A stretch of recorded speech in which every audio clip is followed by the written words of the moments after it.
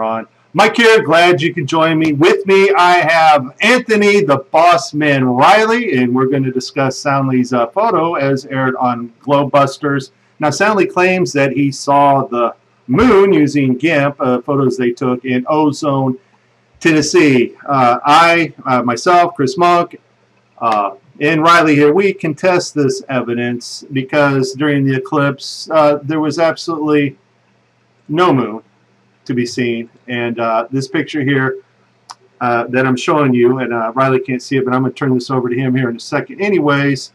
And I think a lot of people misunderstand, just because the moon is transparent those couple of days in that cycle, it's still supposedly a solid object according to the heliocentric model, and a solid object should block the background light of the sun.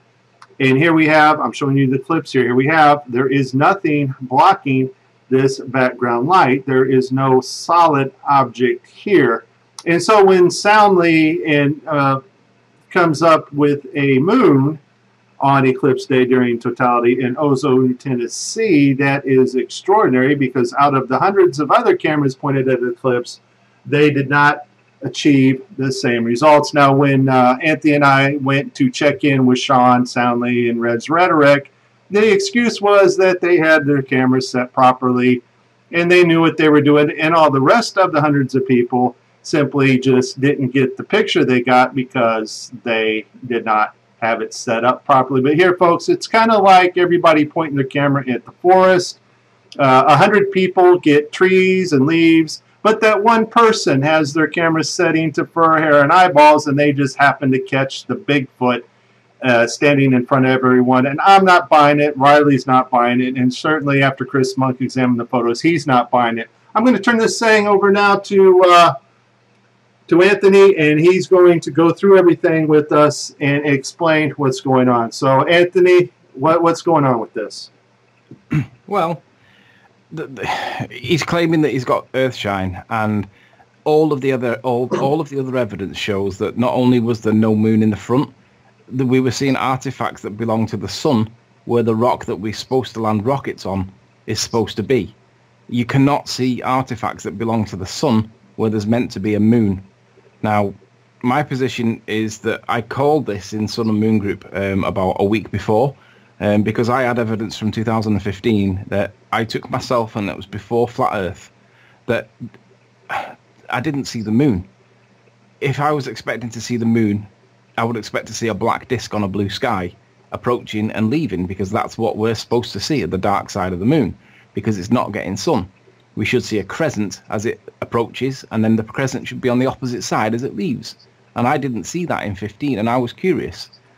So I just put the flag up and said, just guys, have a look and see if you can see the moon, not just where they tell us to look, but also where they in other parts of the sky, because I don't believe that the moon was visible. So everybody got the cameras out, and they all started looking upwards, and everybody got the same thing. And then a couple of days later, up popped Soundly with evidence of earthshine. Now, earthshine, is the way I understand the earthshine, is impossible.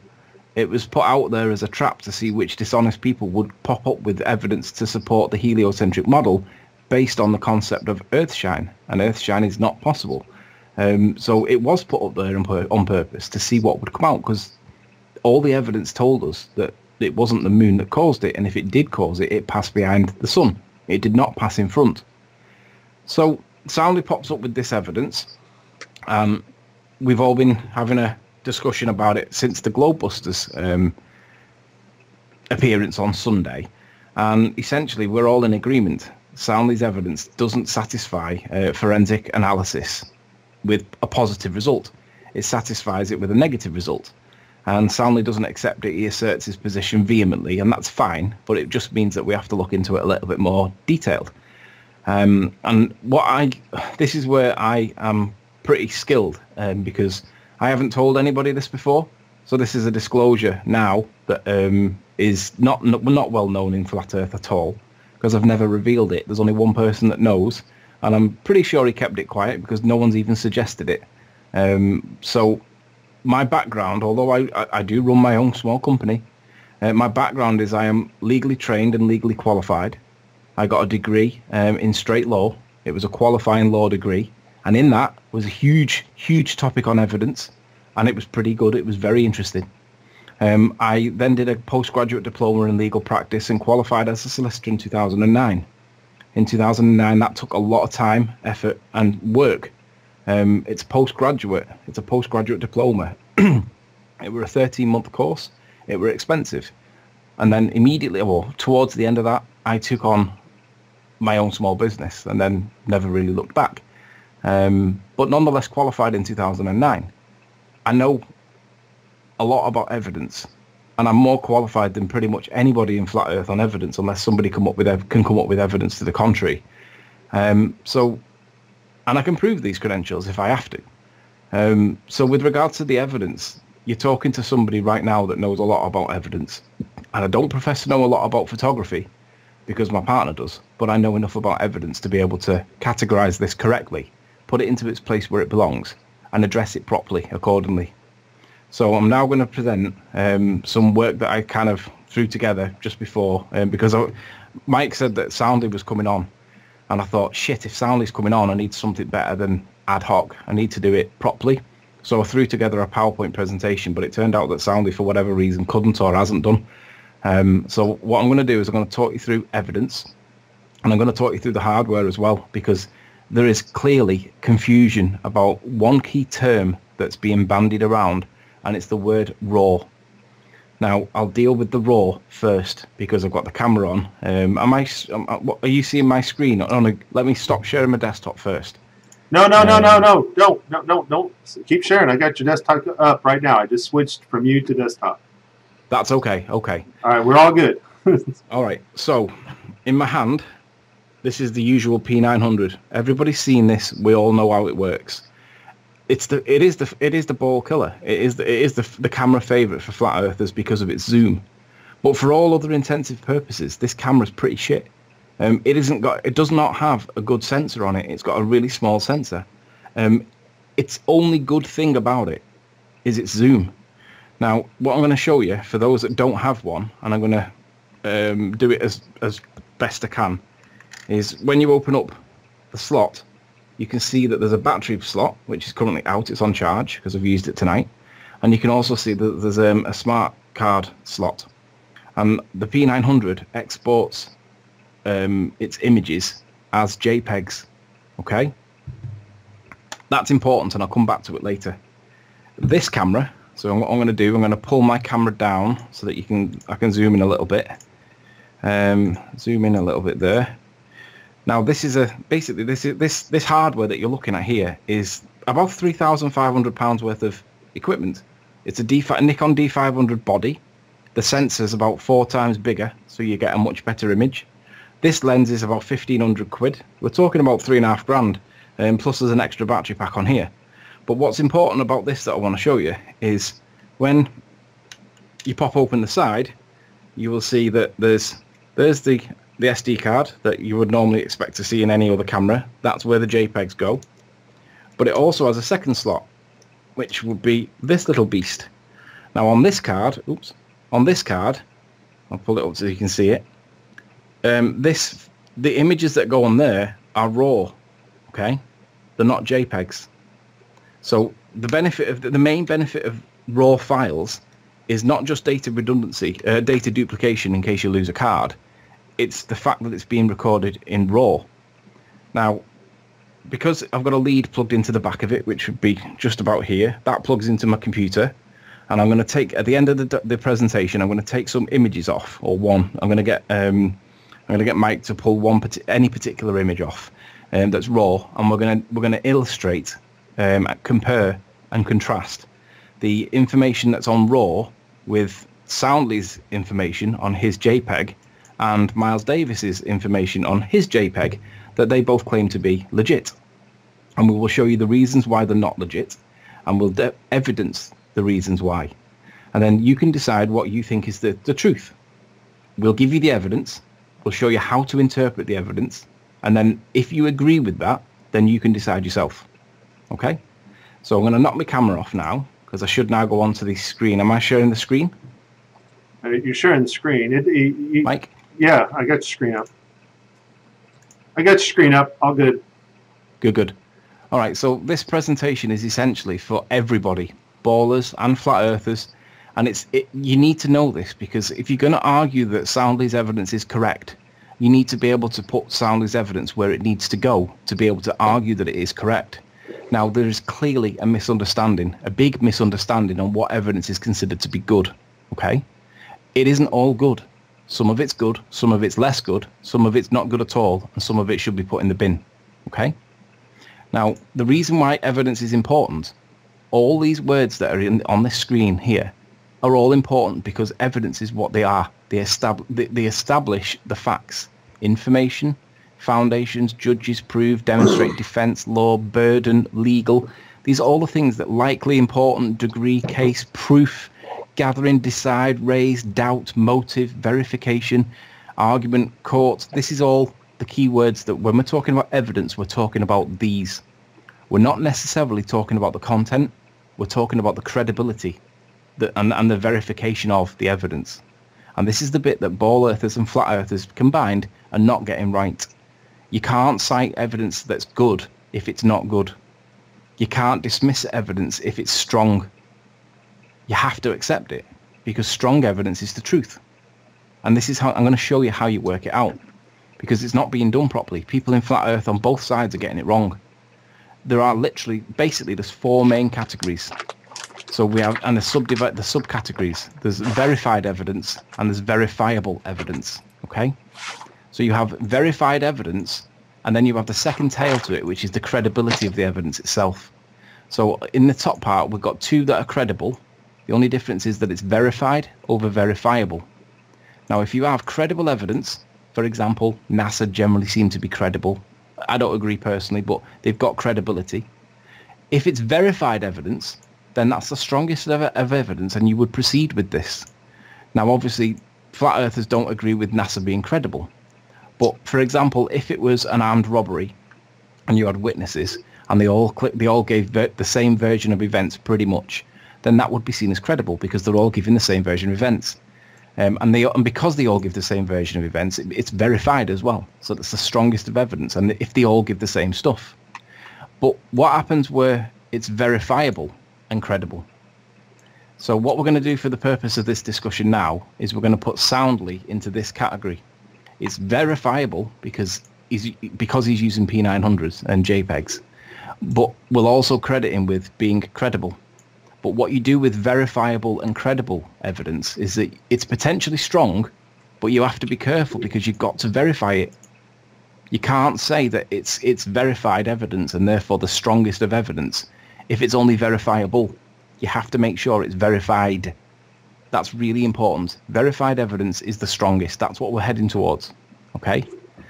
So now we'll deal with the incredible side of it, which for the purpose of this is the opposite of credible. If it's verified as incredible, it's the weak evidence. This is basically the weakest of evidence because the source is lacking credibility.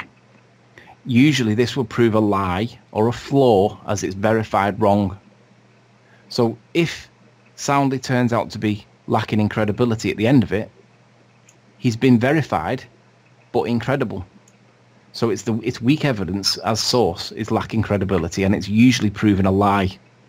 So it comes down to verifying and whether it's credible or not. And then you have verifiable but incredible. This is weak evidence. This is where it's verifiable, but it's incredible source. So, like, for instance, hearsay evidence is incredible because it's not necessarily credible. And if it's verifiable, until you verify it, doesn't make it strong. It's weak evidence. So incredible evidence that's verifiable, it would generally be dismissed. But you would proceed with caution. You would dismiss it with caution because it could turn out to be true. But generally, if it's only verifiable and incredible, then it's going to get dismissed in the end because it's not reliable or credible. It's not verifiable or it's not verified or credible. So for the purposes of this discussion, this is where Soundly's going to be put. He's put into verifiable and he's put into credible. Okay? So we're not going to deal with the credible bit. We're going to deal with the verifiable bit, but we'll credit him with that. So where does Soundly fit into this? I'm not entirely sure what hardware the photos were taken in. It appears that they were taken on a D4, but I know that Soundly's got a P900. So I'm not quite sure which is the hardware that was used to take the information, because it says in the evidence that it was a D4. Now, what this means, evidentially speaking, is that it's verifiable because it's not verified. It's JPEG. It's not verified, and it is credible. But you have to proceed with caution because we have to verify it to be good evidence. So it lacks verification at this point. We need to verify it. The main weakness for Soundly in this instance is the file format. We are looking for a very specific element within the constitution of the image itself. Okay, we're looking for basically earthshine. It's very contentious. It was called. It's very contentious. Now, sorry, the dog's just walked in. I thought I had the door shut, but anyway. Now, if it was the D4 that was used, the D4 outputs to RAW. There's a NEF format that's in that camera. I'd like to see it, please, because RAW imagery is better than anything that's been compressed. So TIFF or JPEGs, I want to see the RAW. So if it was done on a D4, can we have that evidence, please? Because we would like to go through that forensically and see what comes out. Because my prediction would be that there is no evidence of the moon shine or the earth shine. And it will appear in the NEF or the RAW file, because Nikon's used NEF, Canon use CR2s, and I think he's using Nikon at this stage. So I'd like to see the RAWs, please, Soundly.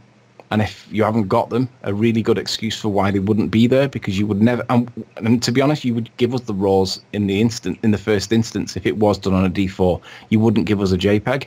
So I'm assuming that you haven't got the RAWs for some reason, and that hole in the evidence would be a problem, because if you had the RAWs, you should have given them if it was done on a D4. If it was done on a P900, then you wouldn't have RAWs, you would only have JPEGs. But nonetheless, it's still in the verifiable category. It's not verified. So I'd like the RAWs, if you got them, please, Soundly.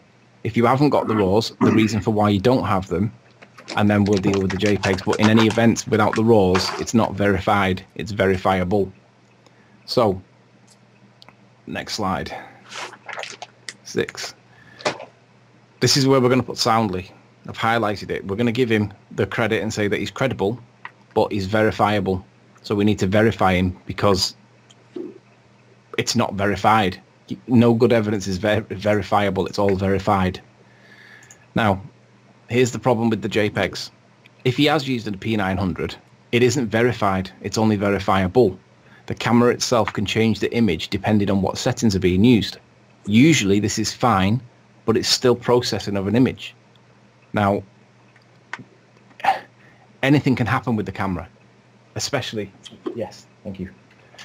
Especially if it's been manipulated in some way.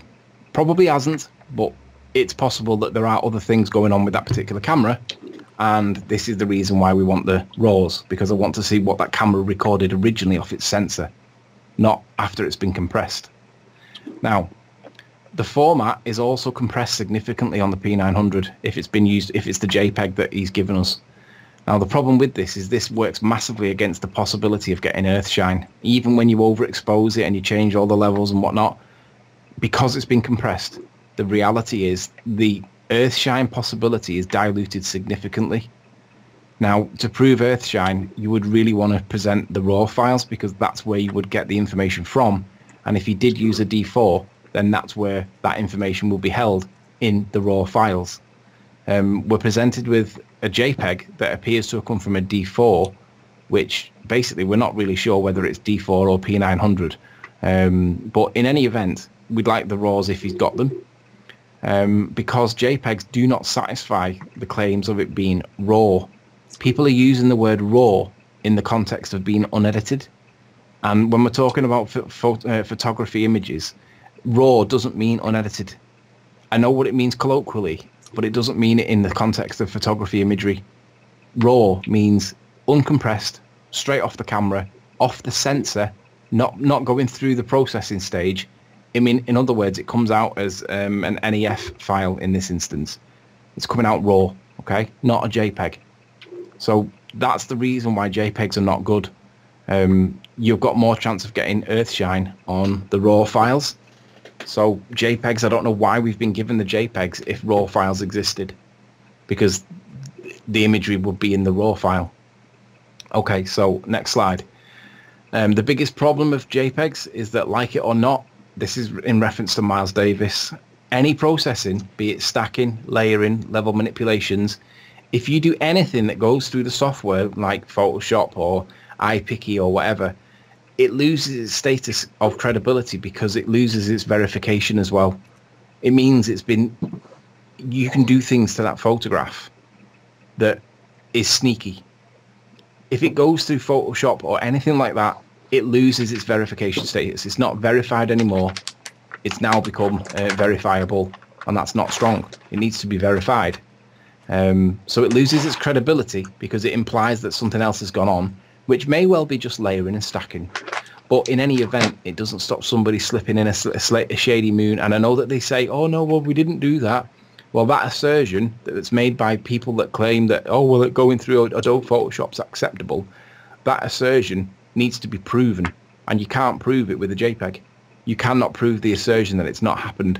So that's why JPEGs are no good. So Miles Davis, you are completely, utterly and 100% wrong when you make the claim that, oh, well, he's only done layering or stacking to get the image. Yeah, but with that comes the problem that it's lost its status as credible, because it's now just potentially credible, because anything could have happened to it. It's lost its verified status. It's now become verifiable. So it loses, it's weak. It's now not strong evidence. And this is the big problem. It's subject to scrutiny. We can take them images and apply all the forensics to them to try and work out what's changed. Is there any evidence that supports that it's been manipulated? And unfortunately, Miles, there is evidence that supports that both your photograph that you claim to be real and the imagery that Soundly's provided has been manipulated. And we'll come to it in the end. This is why it's important that we get these things right. Now, what's a RAW file? RAW file is direct off the camera. No processing takes place. No compression has taken place. It's verified evidence. And with the camera, it's credible, because Nikon and Canon are the credible sources. This is the best evidence. Okay? RAW files cannot be edited without changing it into some other format first. The minute you change it into another format, be it Photoshop or GIMP or iPicky or whatever, the minute you read that with another program, it loses its status. That conversion, it drops from being verified to verifiable, and therefore subject to scrutiny, and it's not as strong as what it was. So nobody would change a RAW file, because the whole point of RAW files is that we then do the manipulation to it to see what can be extracted from it, with the levels. And that's verified evidence. It's the strongest of evidences. So if that D4 did take the photos, that it indicates that it did, why were we not given the RAWs? Maybe it's down to ignorance, accidental, I don't know. But it looks like that camera took that RAW photo as well as the JPEG photo, and we'd like to see it, please. We need to proceed with caution, because basically the minute it's converted and it's played with, it's subject to scrutiny, it's subject to everything. And the reality is there's nobody else that's produced evidence of the moon in front of the sun. So unless everybody else has magically got every single setting wrong, something else is going on. The other problem the only real problem with RAW is that the file sizes really are huge. And the images are generally flat looking, but that allows you to play with it post-processing. You can play with the processing yourself. You can pull out the information that you want. You can focus on the dark bits, or you can focus on the light bits. So they are ideal for this job. I'm going to put it down that Soundly's just from a position of ignorance, because to be honest, I don't think he's got the skills to do it. But that being said, it could be a bluff, and I think that it may well be. In any event, this is why we want the RAWs, because we can extract the information ourselves. We don't have to be presented with them, especially when nobody else has presented them themselves. So, RAW files cannot be JPEGs by definition. They're either CR2s or they're NEF files. So we need to stop using the word RAW unless we're actually talking about the RAW files, the .RAW files rather than .jpgs. So if it's Nikon, it's an F. If it's Canon, it's CR2s. So can we avoid using the word RAW unless we're specifically talking about unedited photos? Because JPEGs in this case lose their verified status, ball or flat. Doesn't matter which side of the argument you're on. Now, it's important if we're looking for really difficult to extract evidence, and in this case we are. We're not looking for a clump of Blackpool Tower at 30 miles, or indeed a candle from 30 miles, which is what Soundly claimed you could see on Globebusters. A candle at 30 miles, that's bullshit. Complete and utter bullshit. So, the chances of getting any earthshine remaining after compression is slim to none. And it would explain possibly why nobody else got any earthshine, because compression would remove it all out of the image.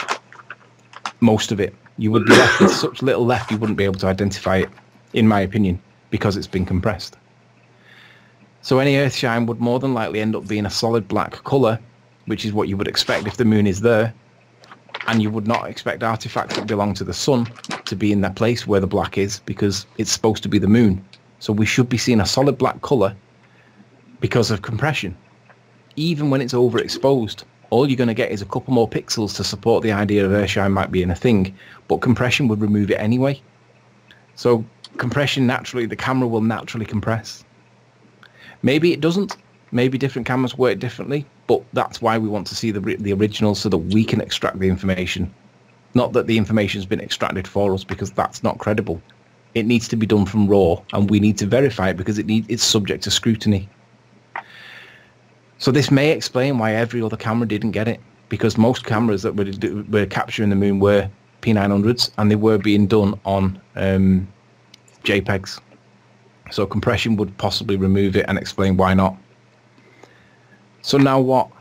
Now we're going to compare three files. Okay, I'm going to pull up off the camera that I just showed you a shed load of raw files that I'm going to ask Mike to pick one. We're then going to go through Soundly's JPEGs that were given to Globebusters, and then we're going to compare and contrast all three files with Miles Davis's one to see the differences between them. Any raw file will show as you will see the difference between this one, which will be raw, it's not been touched, and you know that because it's on the camera. And then you'll see basically Soundly's is edited, but it's nowhere near as prominent as what Miles's is. So basically we're going to see a genuine picture, we're going to see one that's subtle and difficult to detect, and then we'll see one that's blatantly obvious. So Miles Davis's one, unfortunately, is going to be the example that we're going to use, because Miles Davis's one is clearly fake. Now, it might be done for artistic purposes because it's been done by a professional photographer. It may be done fraudulently to imitate the moon being there. In any event, we're not aiming it at the original photographer. We're just using it to illustrate that this is a good example of a modified image. Soundly's is a really good example of a subtle modified image. So we're going to verify all the three files and focus on the colours, because that's where the issue is found. And once we verify the position, we can then determine the credibility of Soundly's evidence and Miles Davis's evidence when compared to RAWs, JPEGs and modified JPEG images. You'll be able to categorise them yourself.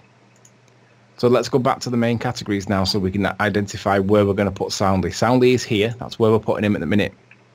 But when we go through this process of scrutiny, if we find that there's evidence that does not support the photos being genuine, it means that post-analysis, it'll be verified evidence because we've gone through it and we've attacked it and we've scrutinised it and we've come out the other side. That now becomes verified, but it'll drop him down to incredible if it means that the evidence is not satisfactory. And incredible evidence that's been verified is weak evidence, as the source is lacking credibility, which is what my position with Soundly is.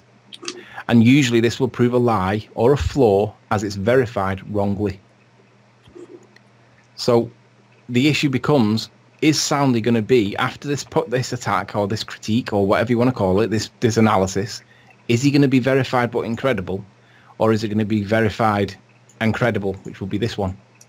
So he's going to go from either being the strongest of evidence, or he's going to be the weakest of evidence because he's lacking credibility. In other words, he's lying. So what I'm going to do now, I'm going to turn my camera on, which is the one I've got plugged in. Hopefully this works. Yeah, it's making a noise. That's good. Now, you can see that the camera that I had on before has got two cards, okay? We have the 30 gigabyte one, which is just a normal SD card for the JPEGs. So we can go into the JPEGs and we can look at them. So D500. And then in here, there's just loads of pictures. So it doesn't really matter which one we show. So can you see that this particular one is 26.5 megabytes just for one picture? So what we'll do is we'll open up this image just so you can see it. Pull it into here. I think this is a 25 megabyte uncompressed, straight off the camera. No post-processing has been done by the camera, by the sensor, by the software on the camera, nothing. And basically you can zoom right in and you can do stuff that you can't do on a normal JPEG because it's been compressed. So that deals with the normal side of that card. But this is where it really becomes interesting. This is the other card that's on it, the funny one I showed you. This is the one that's got the original uncompressed files. So these are just in date order. So this is the most recent one, for example. And then you can see some of the work that she's done recently. Let's make these into bigger ones. Make them into large. Now, this particular client was a dog breeder, and he's basically wanted his dog taken for pictures and stuff. And what we should see, if I make these into extra large, here we go. Now we should see 2 copies of each file. That's because one's a compressed one, which is the JPEG, which will be this one. Can you see it says item type is JPEG, down to 11.4 megabytes, but this one, which is the same file number. So let me get the information up on that. Hopefully it'll just pop up. Come on. Oh.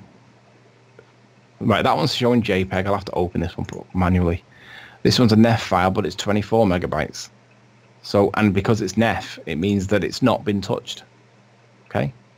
24 megabytes, and it's been taken on the date and time and whatnot, but because it's NEF, that's raw. Now, if I send any of these photos that are NEFs over to Mike can then basically go through the layers on any of these pictures. So basically, Mike, if you're there, just, is there any particular picture that you want? Let's go with one that's got black in it. Let's go with this one. Because what we want to do is see whether the levels, when we apply the levels filter, the color levels filter, see what comes out. Yeah, so I'm here, and those dogs look fake to me. Oh yeah, I mean these are definitely fake dogs. Fake. That's a fake dog right there. You could tell by the eyes and the ears. Yeah. Now, I mean, look at this dog that's been blown out on purpose. This is using a very particular lens, and it's focusing on this part of the picture, so it blows out the rest of the imagery. That's an intention. I'll stop sharing if you would then start sharing so I can see you. See my screen. Yeah, let me get you up there. Share screens. Are you here? Yes, I got it.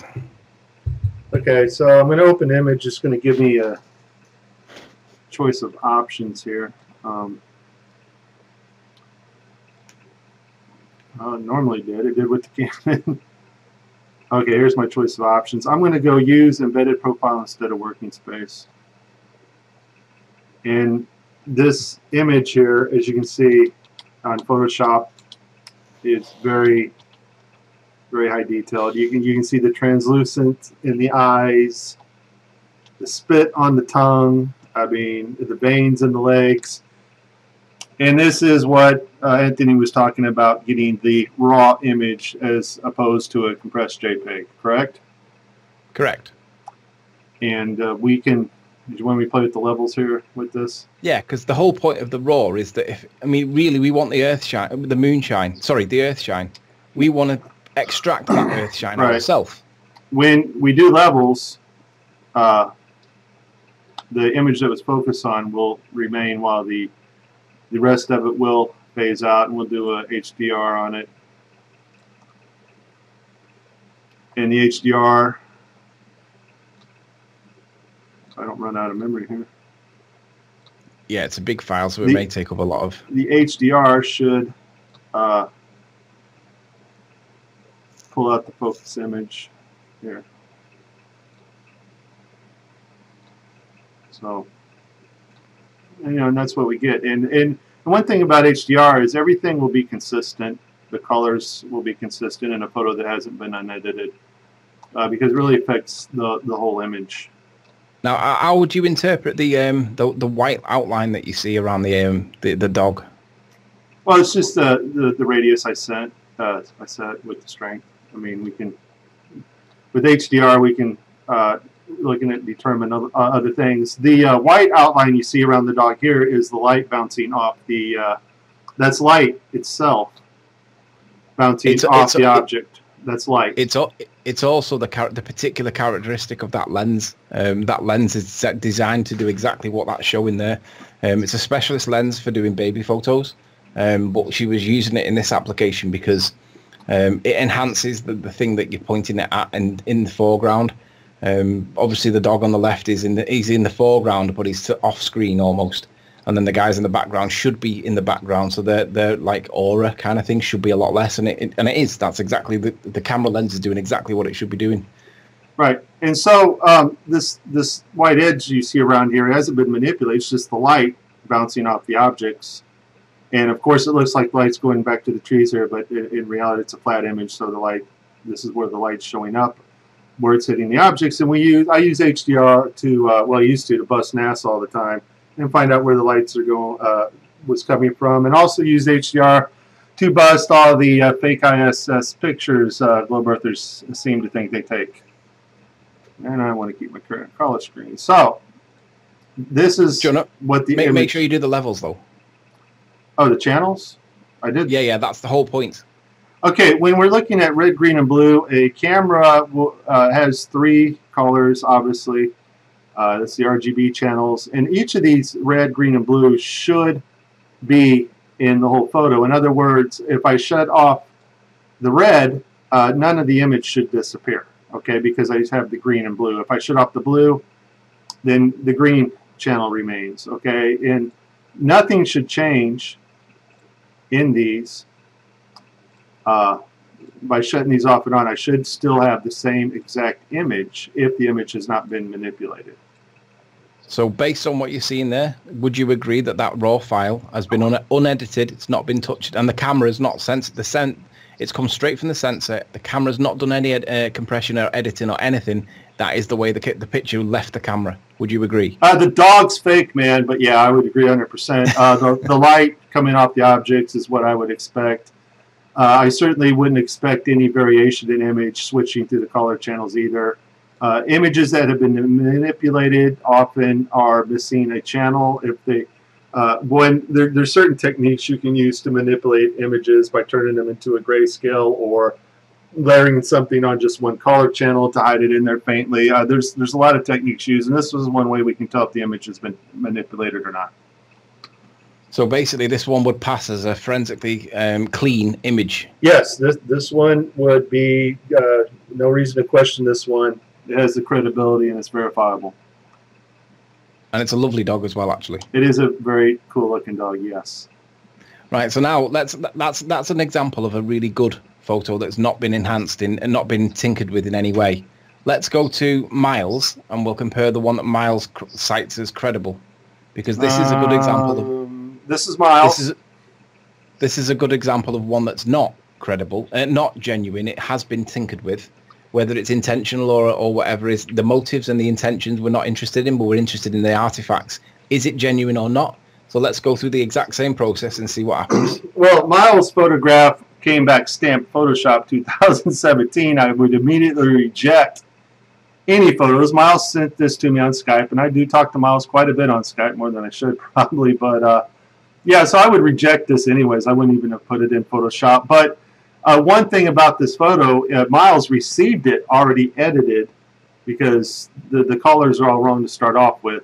We should have a same looking color eclipse that we do in the other images. One thing for sure that you can tell it's been already tampered with is these RGB well, maybe I'll bring this up in the other one so you can see it better. When we go to the levels layer channel, Rob Skiba's favorite thing for busting NASA and finding those square box images, in our channels layer, layer here, the dark is and light is switched around. We should see this on this side And so now we have to kind of do the reverse of what we do with the normal photograph had it not been edited, because somebody already reversed these when they saved the photo. And of course, now we can see our moon because somebody had already put that effect in there when Miles received the photo. Now, what that means in relation to the dog picture was credible because it's come straight off the camera, but it's also verified. Whereas this one fails verification because we know that it's been tampered with. Okay, so that means that it's not verified, it's verifiable.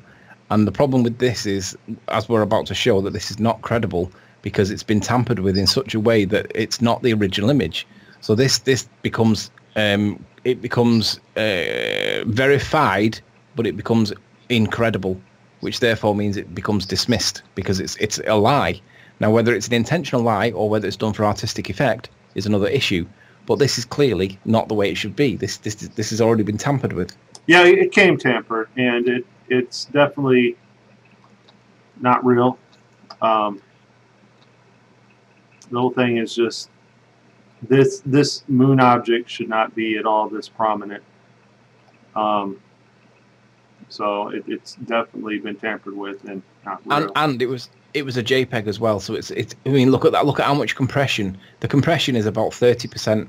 It can be as much as 40%, depends on the camera settings. But if it's lost 30 to 40% of its compression of its original image, are you telling me that moon stuff, that earthshine, would not have been lost in compression? I'm sorry, but that's not a realistic interpretation of what you're looking at. That if that really was moonshine, or sorry, earthshine, it would have been compressed as part of the compression process because it's a JPEG.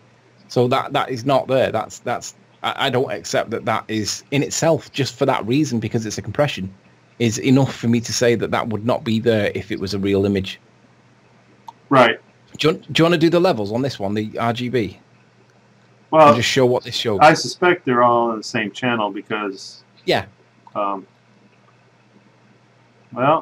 no, we might have a problem. They should all be the same. Another thing you can do is check thumbnails. Where did I have the problem at here? Okay, here.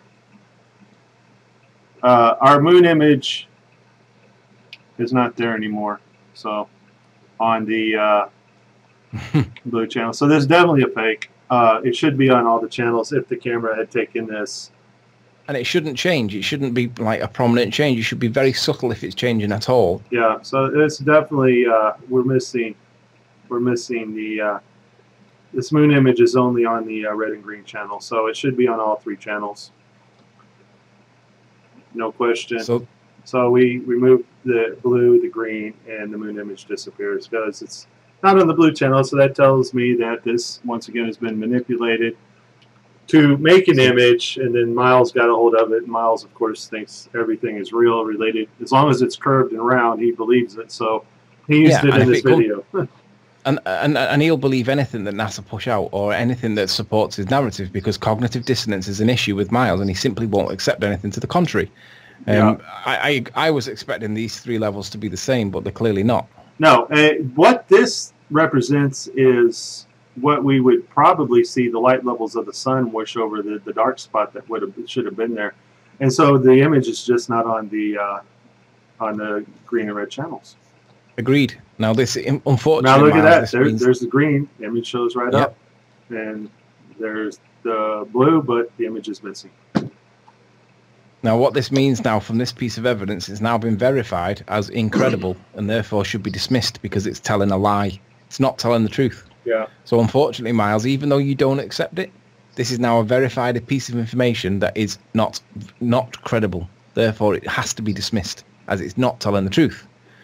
Now can we go to Soundly's one and let's just put this one because this is the crux of the matter. This is exactly where the issue with Soundly is. So we'll do the same technique. Soundly. Well, first of all, I want to show what a real eclipse looks like, if that's okay. Yeah. This is taken in Tennessee, same place Soundly claimed to be. This is from a verified raw, well, not raw as you define raw, but it came off the camera, straight from the camera to me, JPEG file, zipped. Because pictures will suffer loss of data going through Skype, Gmail, so zip your files if you want to keep them intact. But this is real. This is a totality of the eclipse. Now, I would not, if we just go to image adjustments, and if we equalize, a real image will, the whole thing should be changed when it equalizes, because it equalizes all the color in the pixel data. And as you can see, the image does exactly what I would expect from a real image. And we see no moon picture in here. There's actually no moon picture to be brought out. If I take away the red channel, the image does not change. If I take away the green, the blue, the image does not change at all. So this is a real picture. Just for my benefit, just go back to that equalize. Are you then able to change the color layers on the equalize? On the channel layers, like that? No, go back to the equalize where it had all the dots. Oh, you want me to equalize the image? Okay. And then apply the color. I mean, let's just see what happens there. Do we see any evidence of a moon, or do we see any evidence? I mean, you can see how all the pixels are the same. Yeah, there's no change in pixel data. And if there's ever a change in pixel data in any of these color channels, the image has more than likely been manipulated. Yeah. Because all the pixels should remain the same. In the absence of a very, very good reason for why it would not be, and there is no real good reason. None that I can think of. None that I can think of either. No, I mean it's not that it's got a possibility. It's basically beyond all reasonable doubt that if it's showing up in those RGBs, then that image has been modified. It's been manipulated in some way. And as you can see by that one, all the pixels are exactly the same. Yeah, nothing changes. They're all in the same channel because the pixels need 3 colors. They from a camera, a pixel needs a red, green, and a blue. Okay, if one of those colors is missing, then the pixel data has been changed. It's real simple. So with regards to this picture, this is now verified because we've attacked it, we've scrutinized it, but it's passed. It's forensically clean. It's real. So therefore it becomes credible and it becomes verified unless somebody can pull it apart and find fault with it. So this is where we would offer this one to Soundly and say, pull this one apart, dude. See if you can find fault with it. Because there's no evidence of anything that's suspicious in there, but I invite you to pull it apart yourself and report back with anything that you find that indicates that this has been tampered with. Now, what I would say is this has come off of P900 and it's already it's been compressed because it's a JPEG. Now, if there was earthshine, if there was earthshine present in the original image before the camera compressed it, it's been lost because of it. So it may have been there, but you sure as hell ain't getting it out. But I don't even accept it was there in the first place because there's nobody that's produced it, and we've seen shed loads of it. So let's go to Soundly now, because this is the ultimate. This is the ultimate thing that we're here for. This is the whole point of why we're having this hangout. Okay. Well, first of all, I'm going to play this clip here of what Soundly, a little bit of what Soundly showed on Globebusters. He took GIMP and he showed Bob and Jaron how you can use software to eke out a moon image. Pictures that are just like this one during totality. This one in particular, AH1_3659, was just one in this series. I put the -0 on there because once I started editing it, I just put the -0 to keep the original in, and also keep it in order because I was planning to put it into a time-lapse video, which I guess you guys have seen. I think that's what y'all are discussing. Mm-hmm. Yes. And so, how do I get rid of this guy? And so here's the original image. It's a JPEG format. We didn't take RAWs, which looking back, I wish we would have because we probably would have gotten even better, tone depth. But I basically took this image here, and like I said, Sean Hufford actually pointed out that you could. Whenever you cranked up the exposure levels, you could actually start seeing the moon details. So I took this image here, and what's going on is that this all looks black to us, but there's actually different colors here.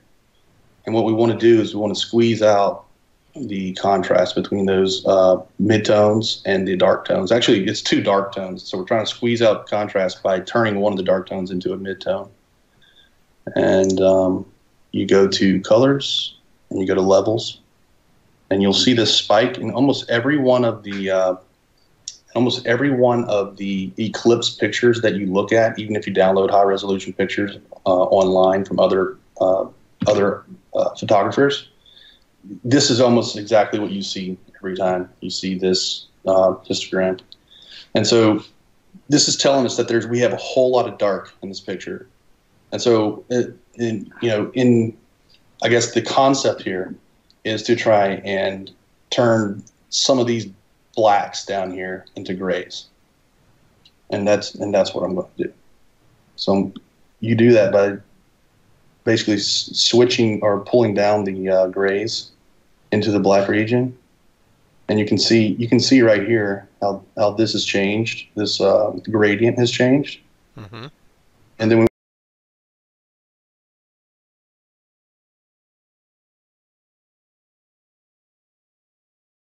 want to get rid of these whites and squeeze it down a little bit more. And then you just have to tweak it. It's a really fine thing right here. You can already see it starting to come out a little bit. Mm-hmm. You gotta play with it real. I'm trying to be finesse here, because that's what happens right there. It gets a little too dark. Yeah, but you can already start to see some of the main features of the moon. Right, and you just start squeezing it out like this and playing with it, and eventually you find something that's you would say is probably the best that you can do with the image, right? And let's see. But once I got to what I considered like that messed it up, that made it worse. So once I got to the point where I was like, okay, this is probably the best that I can do with this image, with the data in this image, which is I'm actually making it worse now. Once I did that, then I took it into, there we go. There's a good spot. So I took this image, I exported it, and then I took it into this other program called Noiseless right here. Okay. And I can take you through that process too if you'd like. Let's try and actually, you know what? Let me just show you like the result that I came up with, because that's actually what I showed in the video, is like different steps that I went through to get it. Okay. So let me try and reopen. Is this the first one? Yeah. So doing the process that I just showed you with the levels, right? I ended up with this result right here. Okay. And then after this step, my next step was to bring it into this application down here called Noiseless. Open. What's it doing? It's just going to be slow and not cooperate because you're live. Yeah, you know. Exactly.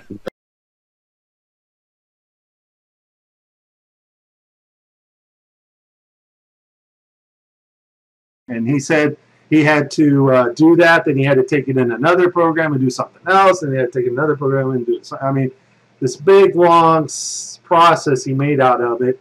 And I think he was just doing that for all show, because you don't have to go through all that. I got in contact with Sean, Red's Rhetoric, and Soundly, and Miles. I had them all. And I got the supposed real photos that Soundly used. And Soundly sent this to me. He goes, here are the files that have been shared by Sean Hufford or me. Okay, so he's trying to Sean Hufford or me. Well, who shared them? So he's already not, because we know his name. We know Soundly's name. We're not going to give it here. We'll just keep that private, but he kind of freaked out over that. And they're SHA-1 hash codes along with helpful links on how to generate. And so they have already run their images through forensic software. And when I was on Sean's chat while he was doing his live video hangout, they said, yeah, we ran them through the forensic photo software and everything. There's nothing wrong with those photos. Yeah, well, here's the problem, though. We're meant to do that so that we can work out and satisfy ourselves that there's nothing wrong with it. And that's why I'm inviting Soundly or Sean or anybody, Red's Rhetoric. You can have the imagery that we have, and if you can find fault with it, do a video, show us where we're going wrong, because obviously you can do something with the forensics that we cannot.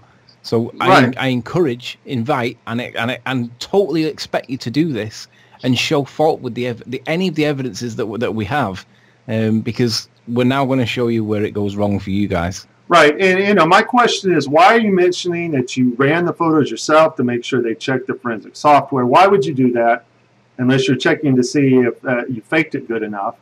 And why are you soundly mentioning the SH1 hash codes? Why are you mentioning these things? If you are legitimate, honest, these things should never cross your mind whether the photos are real or not.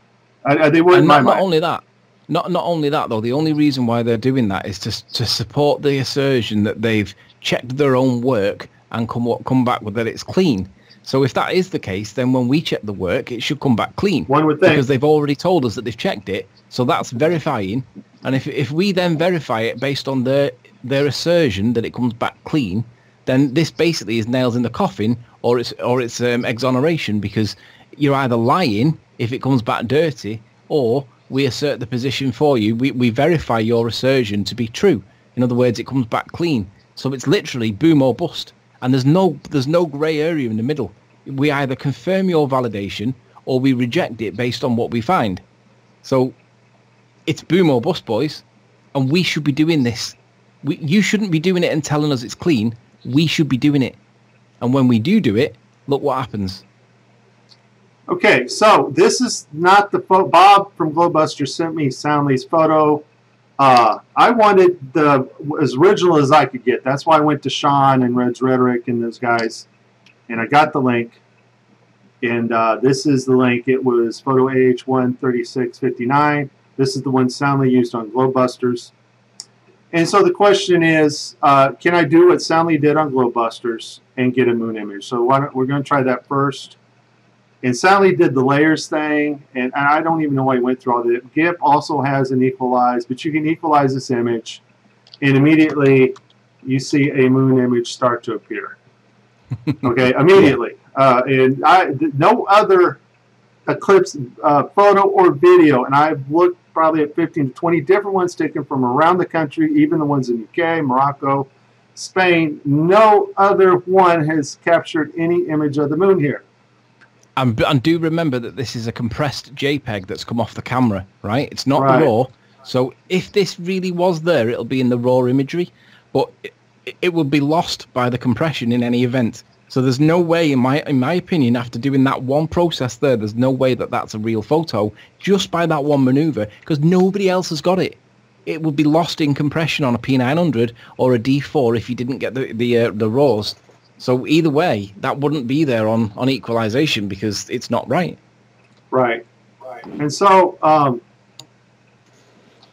Soundly has a moon image in here. But he has some other things in here too that were sort of disturbing. And let me back out of this. And so if you can you see the moon image layered in here? I'm not going to sit here. I mean, because Soundly said he had to, you can do a Gaussian blur on this, and you can try to tone it up a little bit. But can you see the moon pattern in here?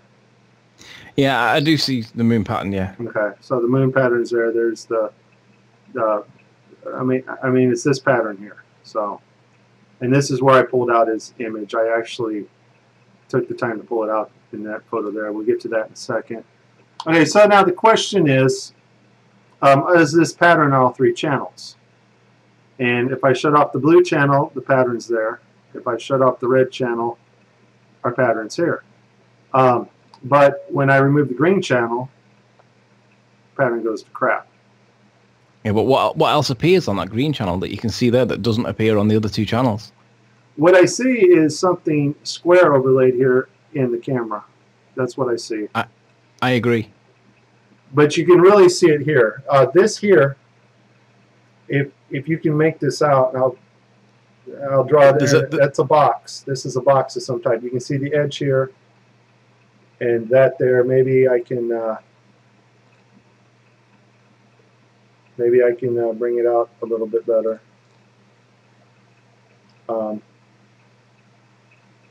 There you go. There's a box picture in here. Okay. Now that in itself, there's a box image there that tells you that that's manipulation. Right. This box extends here. Yeah, that's definitely manipulation. And but there's more to this box, though, isn't there? Oh yeah, there's a lot more. Hang on, just stay on this box point, because isn't it? Just go back to the other image that you were comparing the moonshine to. Was it Control and Tab or whatever? What the other one where you had the oh yeah, I enhanced this one's that's all right. I enhanced this. Yeah, notice that the bottom part of the moon is missing. Right. Where that, and it coincides where the line is. The moon texture stops where the box is at, right here on the edge, on this edge here.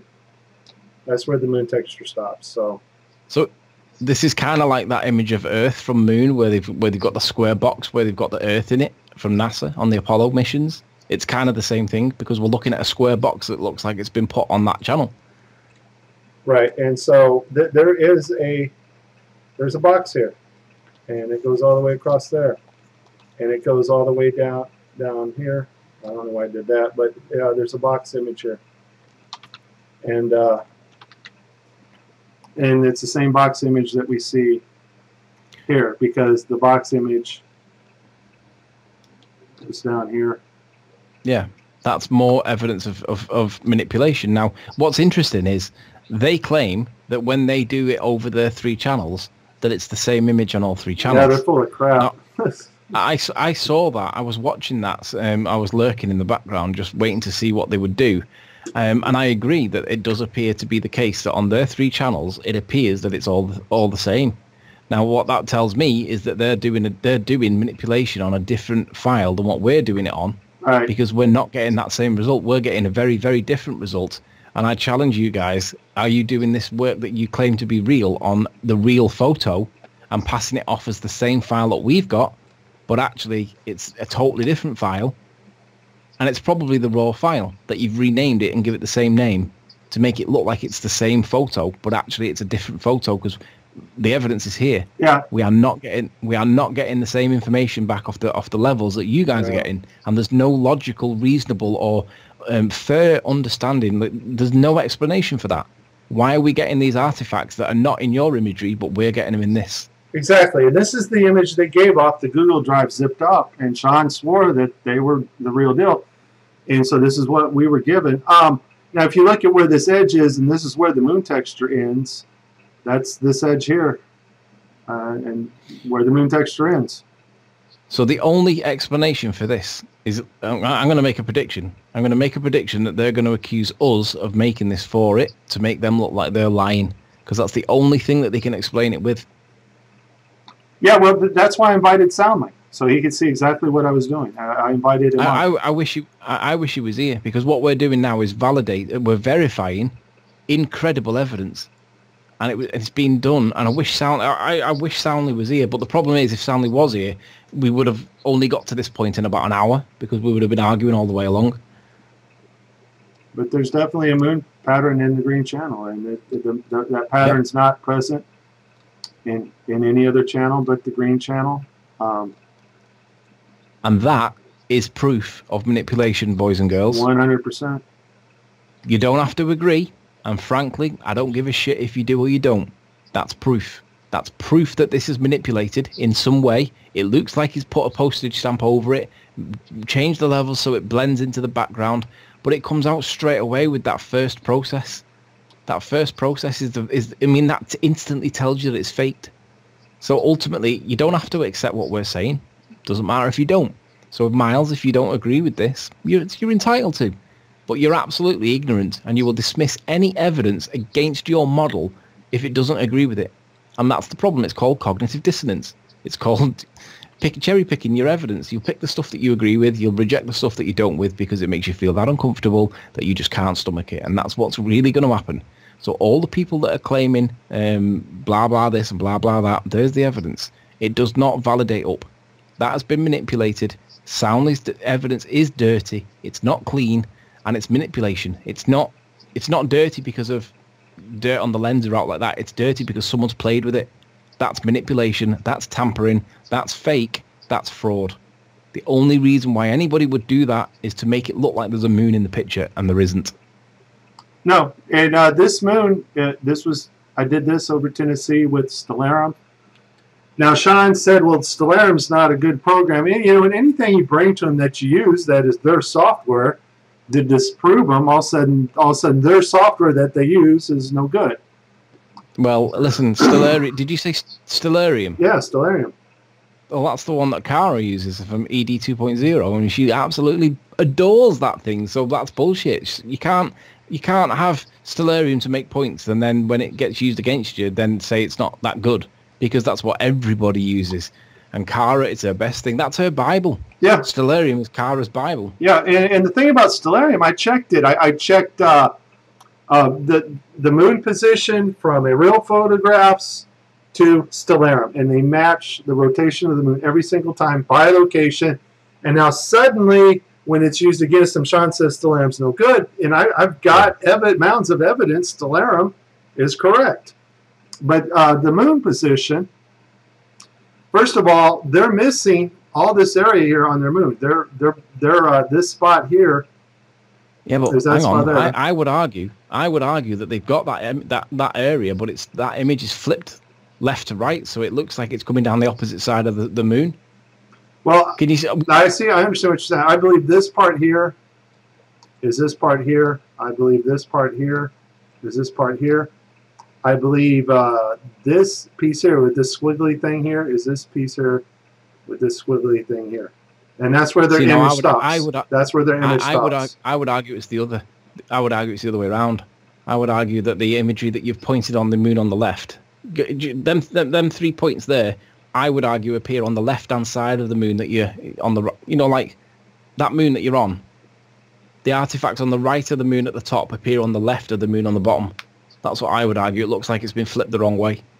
Well, this moon, actually, their moon looks like, well, it's a square box they pasted in, but I would expect this moon to be taken in UK or Russia, because UK or Russia is going to see, this side here. We're going to see this side here in North America. What I think they're doing, I think they're passing off the real raw files, the real raws, and when I say raws, I'm talking about the NEF files, the NEF files.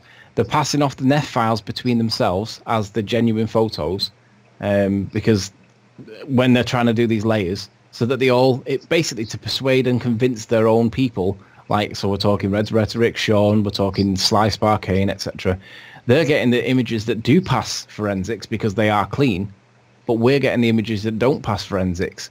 So the only way they're going to be able to realistically argue is that we've fudged this and faked it, and they're trying to persuade their own people with the real files, and they're using two sets of evidences depending on who they want to cheat. If they want to cheat their own people, they're using the genuine ones. If they want to cheat us, they're using the fake ones, because they've got to show that earthshine. So they can't show the genuine ones because the earthshine doesn't exist. Yeah, it's not. So they're using two sets of evidences to make their point, and they're cheating. It's full on fake. And you know what? I'm glad we're doing this now rather than Globebusters, because as much as I like Bob, NASA don't argue back, whereas these guys do argue back. And you've got to be right. Mike, you are absolutely right. This evidence is faked. I support it. It's provable. It's demonstrable. It's correct. This evidence is faked. It's not real. It's not credible. So now this now goes into the category of it's verified, but it's incredible. So therefore, it's proven a lie, must be dismissed. Anybody that asserts that Soundly's moon evidence here is correct, you haven't seen this analysis, or you've been fooled by them showing you the genuine photos that don't have the moonshine in it and passing it off as credible as it passing on the colour channels, and then they're showing you the other evidence to show you the moonshine. Right. So they're deceiving you guys by cherry picking the evidence, and the only way out of this for them is to accuse us of lying by doing this evidence ourselves, making this evidence ourselves. Well, here's the thing. This is the stuff that came off the Google Drive from Sean. Straight, zipped up, non-touched. And folks, I don't fake stuff. I don't lie. I don't deceive people knowingly. I can be wrong. And hey, we can all be wrong. This is the thing. Everybody says that flat earthers are delusional because they come up with weird and wonderful, crazy hypotheses about fucking everything. And do you know what? There's a lot of truth to that, because we do consider everything and anything. Because once you realise that we're not on a ball the way they tell us that we are, the question then becomes, well, what are we on? And anything goes. Yeah. Anything goes. because we know that the official narrative is not correct. It fails to validate up. It fails to verify. And that verification process is the most paramount thing. That's why all NASA stuff gets put in the bin, because it doesn't verify up. It's not credible. So I don't care whether you guys come back with, well, we must have doctored it ourselves. I don't care what you guys say. Soundly has faked this, and if he hasn't done it, he's responsible for it by passing it off himself. He is the copyright holder of this stuff. His name is on it. So Soundly, you are cheating, you are manipulating, you are passing evidence off as real when it's demonstrably fake. Yeah. So fuck you, Soundly. Yeah, well, he ran his ISS supposedly caught for the sun. That blatantly fake. And so when we're looking at somebody's integrity level, if you steal my comb once, you steal my comb twice. Well, the third time I'm going to hide my comb next time you come over, because I suspect that maybe you might steal my comb again, Yeah, the thing, I mean, to be honest, I mean, I was criticised by a flat earther recently, very recently, in the last 24 hours, basically saying lay off Soundly for a bit because he's hard work. The problem is I'm not interested in Soundly. I'm interested in the evidence that proves one thing or another. The problem is the evidence that I don't accept always has Soundly in it. So the problem with that is Soundly's not in this evidence because he's fucking Superman. Soundly's in this evidence because it's the bad evidence that I don't accept and can be pulled apart. I don't accept that the Straff image, the Straff video that Soundly's supposed to have created on the pylons, I don't accept that's a real video. That was a rendered video in some way. I couldn't prove it, but it's not real because I've got a P900, and I'm telling you now, when you zoom it the way you did, you ain't getting a still image. You're getting a jerky, shuddery, messed up image that's useless to anybody. So that's how I know Straff's not real. Okay, so it's not about Soundly, it's about his evidence. But unfortunately, it keeps being Soundly being the guy that pops up with it. This is demonstrably fake. It's not real.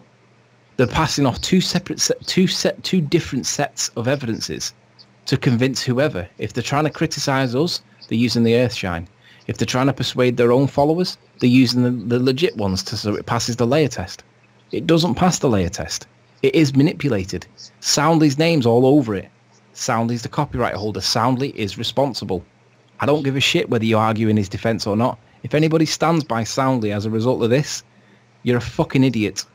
So take your hands, take your fingers out your ears and put your eyeballs back in and look at what you're being presented with. It's fake. It's not real. It's proven to be manipulated. Soundly's image is manipulated and fake. At least the one they sent us and told us they were. And once again, they pasted it in because the texture stops where they got the square box pasted in here. And here's the thing: you can fake this by using the overlay option in the Nikon D4. You can overlay a moon in the Nikon itself and pass the EXIF data test, and you can actually pass the raw image test doing that. Yeah, but to be honest with you, I don't think he's capable of doing that. I don't think Soundly's got the capacity or the skills to do that, even if that's possible. And then whether it is or not is not the point. But what I'm saying is Soundly can't do it because I don't think he's got the skills. Yeah. If he did do that. Yeah, when I saw Soundly on Globebusters trying to show Bob how to get that image out, and I can pull out a moon in just one quick thing that GIMP actually has, Soundly didn't use. You can tell he doesn't, unless he's playing off like he doesn't know and you got to work hard to get the image or something. It's hard to tell with which is why we go through the scrutiny process. So ultimately, what this does now is this validates the evidence as incredible. So therefore, it goes in the bin. Soundly, you did not catch the moon. You did not catch Earthshine. No. Earthshine was a trap. It doesn't exist. You fell into the trap, hook, line, and sinker, and you've been duped. Sorry, mate, but you fucked. So I think we've said everything that we need to say there. Is there anything else that we need to say? Well, I'm not after Soundly. I don't care if he wants to fake ISSs or he wants to fake his stuff to get ad revenue and get his channel up. People have a choice to buy into what they want to buy in. It's not my job to warn anybody. It's everybody's job to decide for themselves what they'll allow in their own life. And my position is based entirely in evidence. I look for what proves one thing. I look for what disproves another thing. If I find dodgy evidence and I start looking into it, I didn't know Soundly was the creator of this file. That's why I put that link on Miles's channel, basically calling it fake. Soundly thought it was his file. It actually turns out that it was Miles's photo from a totally different source. Right. But Soundly is the creator of the file that we're talking about. Soundly is the one. So it basically identified who was the name that we found in the tags. So by doing that, he basically shot himself in the foot, because we now know that he did take the photograph. He did manipulate the evidence. He did pass it off as real. He's failed. He's totally and utterly failed. Right. And I'm glad this has come out before Globebusters, because Bob doesn't want to get involved in anything contentious, and I understand, I get it. But you know what? I have no problem saying that the evidence does not match the picture that we're seeing. Nope. And Mike's quite happy with that. So it's not even about not just me. Chris Monk. Chris Monk also examined it through another process. He said, Mike, that image is overlaid in there. And Chris Monk, he is very brilliant, intelligent. I go to him for help. He knows what he's talking about also. So. And Chris, respectfully, and I mean, I love Chris to bits. I think he's brilliant, but he doesn't want to get involved in anything contentious either, because probably he's too old, or he just can't be arsed with it, and he doesn't. But I don't mind getting in the contentious stuff, because I want to know the truth. But the problem is, every time I find evidence that I want to get my teeth into, it always involves Soundly, and it's not because he's God. It's not because he's Superman. It's not because he's a fantastic photographer. I'm not a fantastic photographer, but I do understand how evidence works. And when there's dicky evidence, and it just so happens to be Soundly again, don't be fooled by the fact that it happens to be Soundly, because it's not focused at Soundly. It's focused at bad evidence and seeing what we can prove and what we can disprove. Soundly always gets involved in it somehow. That's not coincidence. That's not choice by my part. I'd rather it be somebody else. I actually thought it was going to be a different bloke.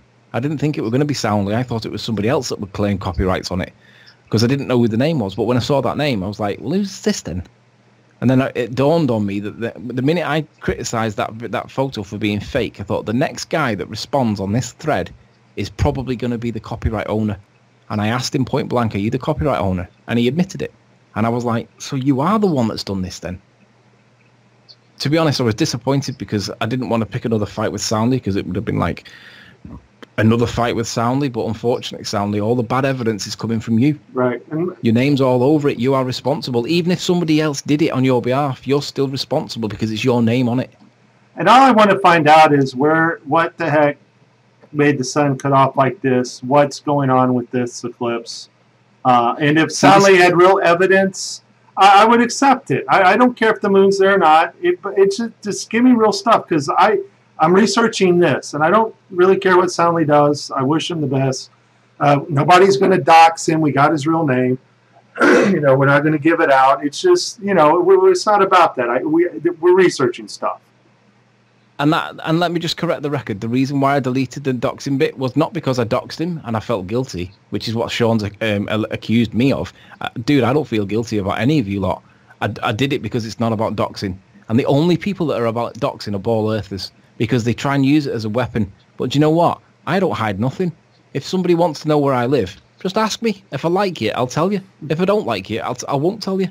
But nobody in the Flat Earth movement even thinks about doxing anybody. The only people that dox anybody are ball earthers, right? And they do it because you're onto a trail that they don't want you on, so they'll try and frighten you off. And you have to. Well, do you know what? Fuck you. Like they did Archer Sage, and he did lose his job eventually over it. So. Well, I'm self-employed, so I don't give a shit. Right. So it's and so I have no other. I just want to know why the moon looks like this some days, and some days we can take Photoshop and see the moon anywhere. That's all I want to know. I would argue that that's down to the camera settings specific to that picture. But go back to the other one where you were showing the artifacts of the sun. The Photoshop one? That one. Yeah. This is a repeatable evidence that we see a lot of. This is through the problem magnetic analysis. This is not a photo program. We're seeing artifacts that belong to the sun in the place where the moon is meant to be blocking it. Now, whether the moon's there or not is irrelevant. The artifacts that belong to the sun should not be there. Right. Unfortunately, they're appearing on a lot of the imagery, and that's probably down to the settings of the camera at the time by the particular user. Not good settings or bad settings, it's just the way it is. That would be my explanation for why sometimes it's there, sometimes it's not. Sometimes the aperture might be a little bit bigger on somebody else's, but artifacts that belong to the sun should not be visible on any of the eclipse photos. Well, any of them. Right. Well, this image here, the aperture is all the way up. there's no moon. Other times the aperture is all the way up. We can see the moon. So there's a pattern that. Yeah. But what was the shutter speed on that one? It was up. This was all the way up. This is what David Marsh has been studying, and we think it has to do where the moon crosses on the magnetic lines at the equator, or that's what we think is causing this. Can you show us the details of that one so I can just see what camera settings they were? No, I've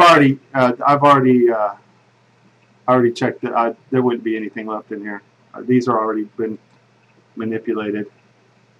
Because I would suggest that they're not in there because the either the ISO was too low, the aperture was too low, the exposure time was too low. There'll be a reason for why it's not in there. It's probably to do with the settings. And that's what we're checking. That's why we're collecting as many of these as we can, because here it's very bright. The time on it was long, and we have no moon here. And so that's what we're trying to find out. We're trying to find out a pattern. We're trying to find out exactly what the moon is. We think it's a dielectric magnetic negative light that is above us, and it's not a solid object at all. That's what we fully believe. So just to address those that don't think right, let me just set the record straight with the reason why I deleted my channel. I want to refer you to GeoStreamer's video where he discusses my YouTube side. GeoStreamer and Slice Arcane both got an email, a message from me saying exactly why it was that I got rid of my channel. And in that video, GeoStreamer has the discussion about with me. Neither he nor Sly mentions it once. And in that video, in that message, I told both of them that I was deleting my channel because the moon did not pass in front of the sun. I told them. And the reason why I deleted the channel was because I thought I have more trolls than what it's worth. If I go public with what my views are at this point, it's just going to make me look fucking ridiculous. But it turns out that it appears to be true. It appears that the moon did not pass in front of the sun, no matter what anybody evidence that turns up, because all the evidence that's turning up showing the moon in front of the sun is not passing. It's not clean forensically. Right. Well, the moon as a solid object, I'm not 100% convinced that the moon was not involved. Either as Chris Monk, but we know it works magnetically now, and that gets in a whole other field of complicated science talk, and we're not going to get into that. And so it might have been the moon, but in a different type of state. And so we don't know. Okay, all we know is the solid object wasn't there. That should have been. Yeah, my position is the moon was in the right place at the right time for the eclipse to be the cause. However, for me, it passed behind. It did not pass in front. If it did pass in front, it's not made of the material that lands rockets on. It's made of something else, and it's translucent. Absolutely. It's something. Yeah, it's something that's not a rock that they can land rockets on. Right. So I'm not 100% sure that it went behind, but it's more likely, based on the evidence I've seen, that it went from behind and blocked out the sun from behind. But anyway, the conclusion of this Skype hangout. Sorry, Soundly, your evidence is faked. It's manipulated. Something's been put over the top of it. It fails forensically. It's not clean. It's dirty. So I don't care how you explain that, boys and girls. The reality is it's fake. It's not real. So I'm going to take responsibility for this. I'm not sure whether Mike will. I'm sure Mike will too. Well, I have nothing against Soundly. I like Soundly, actually. I just, if he wants to fake crap on his channel, that's fine. But if he looks like he has some evidence that I need, and I want to check into it. I want to see the moon there. I really do, and there's no evidence of it being there. So that's what I'm looking for, and that's I'm not going after Soundly. I'm not going after Soundly, but if he keeps popping up with evidence that I refuse to accept as being true, then unfortunately it's going to make it look like a vendetta against Soundly, but actually it's the evidence. And unfortunately, if it keeps coming up and it keeps being Soundly, it's not because he's fucking Superman.